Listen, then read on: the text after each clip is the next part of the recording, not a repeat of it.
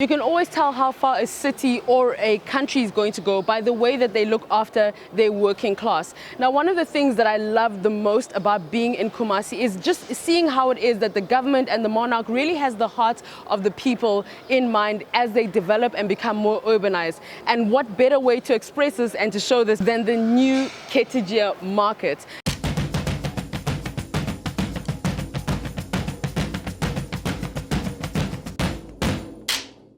Okay, mudu kononwa. Mon frère na me so tu. Ye planning bibisa mo baba straight. We started from July 2014, let's say 2015. July 2014, Parliament of Ghana gave an approval for this project.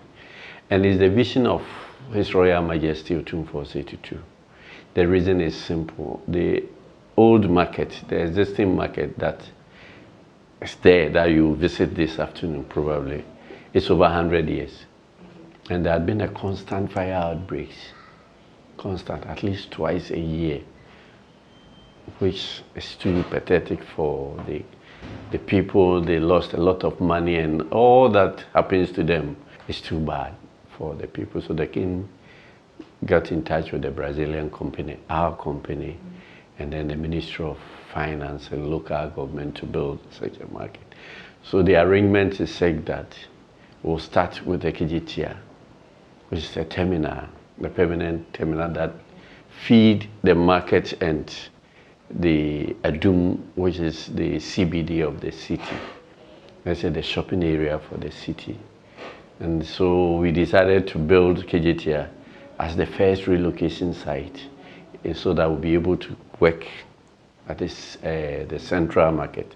So with term Ketijia as phase 1, and then we'll now be going to phase 2 and 3. And by phase 3, we'll be done with the whole market. So that's the main aim. What the king did was that he gave a land, which Kumasi here will call it race course. It's just behind the cultural center. Previously, they put their mat on the floor and then they start selling. At times, they put them on the table and sell. But we'll have this as an area for the petty traders. Anywhere you go there, you see this kind of structure. It's for the petty traders. This is their area. Fire station, police post, clinic, fridge. Fridge, really? Yes, like fridge is yes. It's like a city. It's a city. Oh, like These petty traders will be still at risk course for some time. And then we rented about 1,000 and over shops outside for those who were having local shops at Ketijia by then. This is about 3 years now that the government is still paying. So we'll bring them back. And then we'll start bringing people, the traders from the central market, together with those Ketijia people, traders. And then we'll start developing the second phase. So basically that is the arrangement. Initially, there was a resistance. The resistance was simple, and which we agreed with them that they said we are developing central market, why Ketijia? But they didn't even have time to look into what Parliament agreed on. So there was initial resistance, but later it was clear. You know, Kumasi is being controlled by the traditional authority, His Royal Majesty. So he called all the traders and informed them, this is my vision, so support it. And everything went through.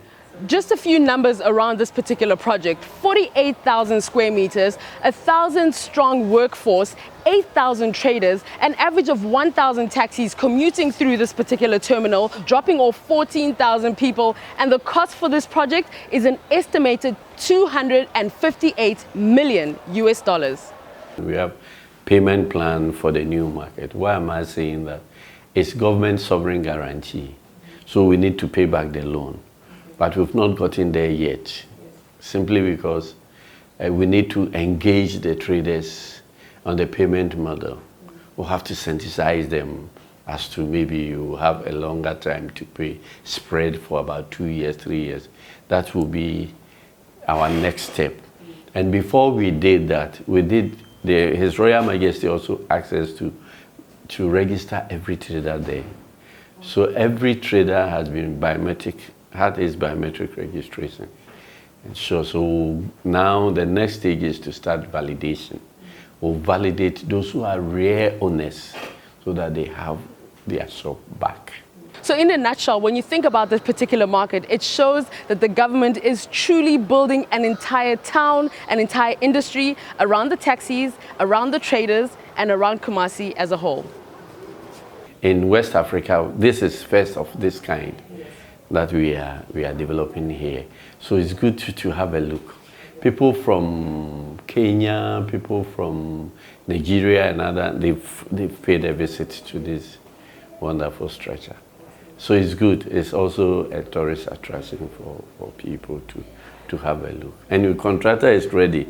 If South African government want us to build, we'll come there and build also the same thing for them.